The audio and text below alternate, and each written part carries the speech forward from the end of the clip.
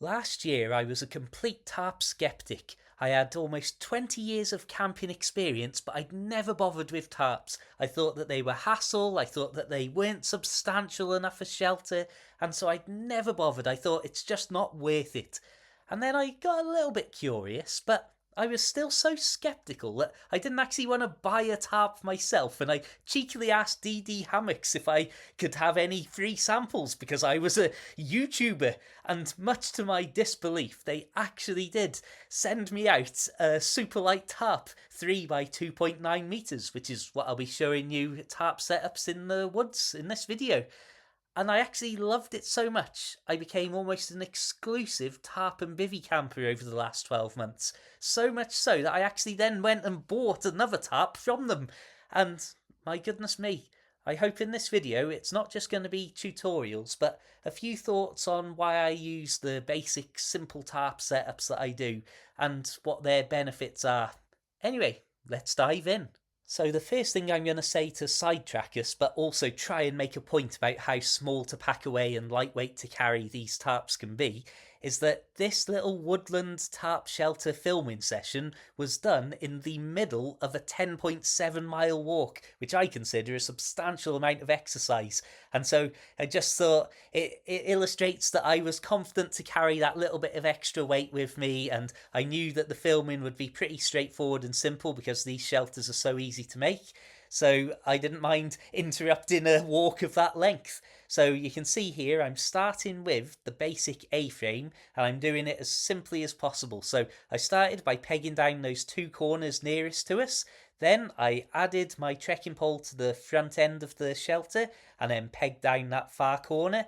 And what I'm doing here is adding a guy line to the trekking pole and then just guying that out loosely, just so that as I build the back end of the shelter, there's something to give it a little bit of resistance to pull against. So as I go round to the back here, it's the same thing as you would imagine. Add a trekking pole to the centre, then peg in that far corner, the last remaining corner. And I always say, don't worry if the shelter's collapsing or sagging, because one of the great benefits of basically forming shelters out of a sheet is you can endlessly readjust the pegs and get the tension correct where it needs to be. So you can see here, as simple as that, we've got two guy lines, two trekking poles, and 6 pegs, and of course the tarp. And as quick and easily as that, we've got a very basic shelter, but a near enough 3 meter long shelter there. And so that means if we suddenly found ourselves in a rain shower, for example, within 2 minutes we could have this up and we could be safe and dry waiting for the weather to pass. I was just pointing out then that you could add more pegs to the extra loops to really tighten those sides up and get them pegged right down to the ground. You could add more guy lines to the trekking poles if it was windy conditions and you did want to sleep in this or stay in it a little longer than just get out of the rain.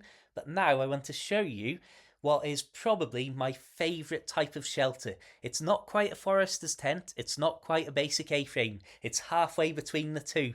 So what I'm doing here, and don't worry, I will show you the proper full method of this from scratch in just a second, but I've removed the pegs and the trekking pole from the front edge of the tarp shelter, and I've moved everything in one loop.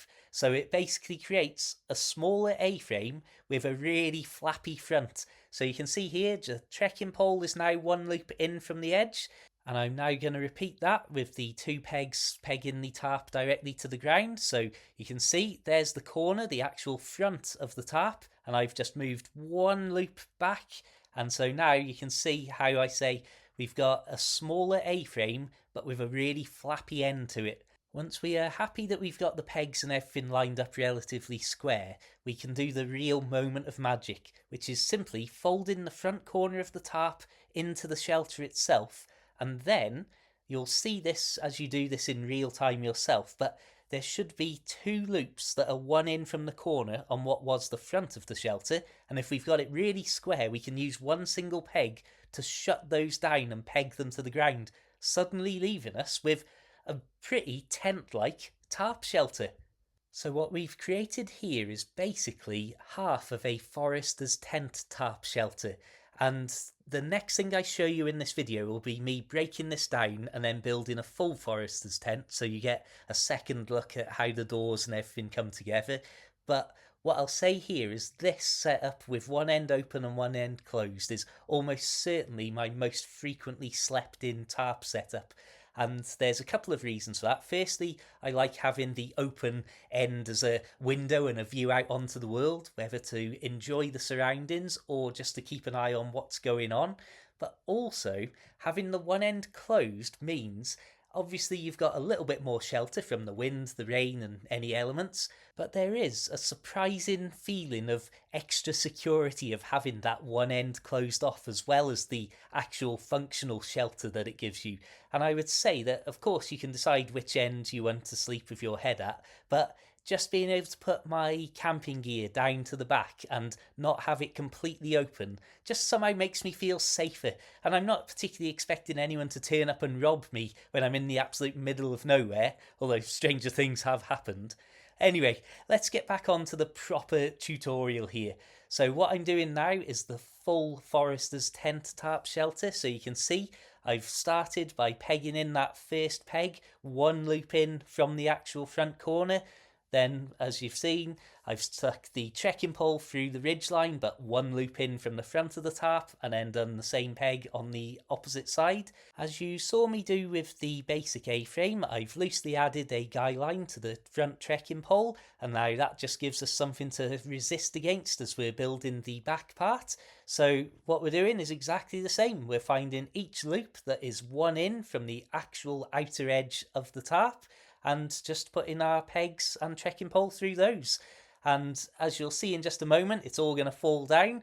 But like I say, don't worry about that too much. And I mean, in this perfect example, really, I'm on terrible ground. It's got brush and bits of stick sticking up. It's uneven. It's a bit soft and mushy because of all the rain we've had.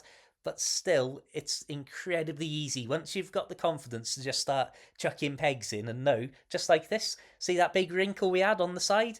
Tiniest little adjustment of the peg there, and it's gone. So once again, we've got to seal up those doors. So I take the actual front corner of the tarp and fold it under the doors into the shelter itself.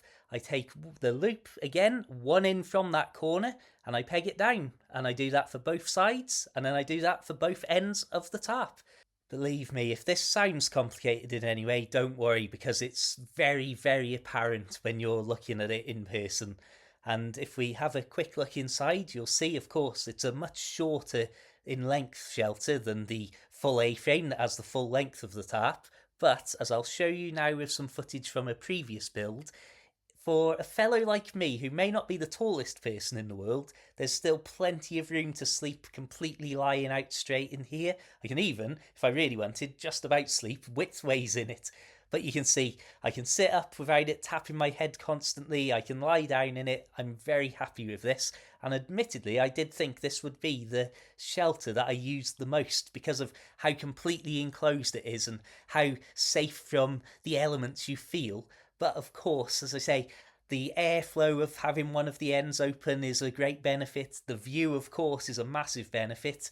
And ultimately, I've just stayed with that hybrid A-frame forester's tent. But I do admit that this, the classic tarp tent, is probably the best of all of the tarp setups because it's far more aerodynamic, it's going to be far more wind resistant, and still it covers a huge area, so you've got plenty of space inside to spread out if it's just you with your kit, or even comfortably, very comfortably house two people if you're partnering up with someone. For this setup, I'm going to start at the rear of the shelter. I'm going to find a rear corner and I'm going to leave that for now. I'm going to peg in one loop on either side of that corner, so then it leaves us with effectively a triangle to the corner that will fold under the rest of the tarp. So you'll see it here now in the foreground. One loop in that side, then I find one loop in on that side, and then I fold that corner underneath the rest of the tarp. So it's making a blunt end of the tarp, I suppose you could say. So something slightly different happens at the front, and we're actually going to peg the corner in slightly loose. So there's a dramatic pause here because I thought somebody was coming, but what I'm doing is taking the actual front corner of the tarp and then I'm pegging it in where the inner loop from that would be. So you can see again, I get the corner, I then fold it into where the next loop in the front of the tarp is, creating a very loose front end, which all of a sudden, and this is the magic, I take my trekking pole, I make sure I've definitely got the blunt end of the trekking pole upwards, and I push that into the entrance of the tarp. And you can suddenly see how a much more aerodynamic tent-like creation is appearing out of nowhere. I'm also going to take my other trekking pole that I've broke down to its lowest point and push that in at the back, again creating a very aerodynamic shell-like structure. But look how loose that front door section is. So what I'm going to do is find the loop that should be visible on either side of the door, attach a guy line to it, and now if you do this really well and you've got correctly lengthened guy lines, you can actually not use another peg, and I'll show you the adjustment in just a second. And I'm basically going to peg that towards the rear of the shelter, which means, of course, we are then really starting to solidify the whole structure overall, and especially that front door area. And of course, if you change the height of the trekking pole, you can have a lower opening or a higher opening and so on. At this point, if you just wanted to get a quick shelter up, you've basically done it. But as you can see, I'm not satisfied. I want to show you this one properly set up and really pegged in properly. So I'm going to that front guy line that's closest to the camera here, getting rid of the peg that I'd used to just quickly put it in place. And I've actually now got that guy line going to the same peg that is pegging the rear of the shelter down. Then if you really want to, you can start pulling it taut in different directions. As I say, with all of these shelters, you can add extra guy lines, you can add extra pegs to really start to solidify it and, of course, really make that shelter hug the ground. This is why I say don't worry about trying to get it perfect as you're building it for the first time. And this I wanted to show you. Look at how wonky the opening of the shelter is, because one side is really properly placed and properly stretched out, whereas the other isn't at all. But, and this is the perfect demonstration really, all I've got to do is just alter the pegs slightly, add some more pegs and so on, and suddenly you can see it start to straighten itself out. And as I say, never worry about if it's collapsing, if it's sagging, if it's a bit wonky, because you can just do these little tweaks afterwards. And ultimately, you've now got a really decent shelter. And like you say, if you're in windier conditions, of course, make sure that you're facing it away from the wind so that that aerodynamic low ground hugging back can really, really deflect the wind up and over you. And I'll be honest, that's a really good shelter. I don't really know, to be honest, why I don't use it more. I just think I like the basic A-frame with the closed end setup so much, and I suppose really because I haven't been tarp camping in any extreme weather conditions, I've not really needed this sort of aerodynamic shelter. But once again, plenty of room. I can sit up straight without it tapping my head. I've got, as you saw at the start of this little section, potentially space to have 2 people sleeping in there, 3 at an absolute push maybe. And ultimately, I'm really, really loving tarp camping. As I say, the best part of 20 years, I completely ignored it and completely dismissed it. And then as soon as I gave it a go, I just could not believe what I had been missing out on.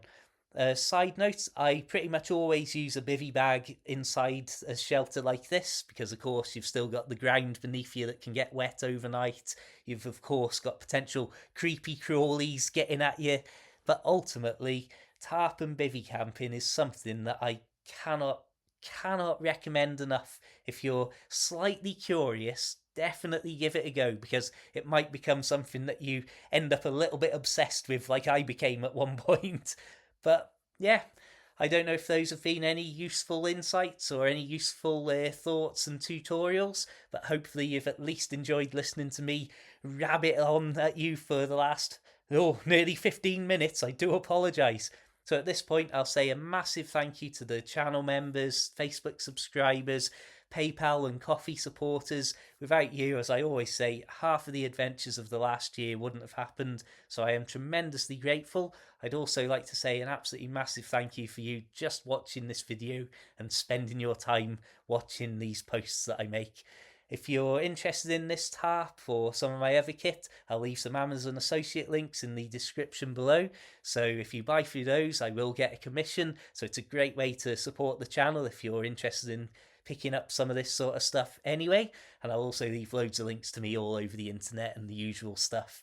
But ultimately, until the next time, my friends, I just want to say an absolutely massive thank you once again to everybody, even if you've never seen a video before and you've just watched this one. Thank you for everything. Keep it tarp worthy, keep it interesting, have an absolutely fantastic day, and of course, my friends, farewell.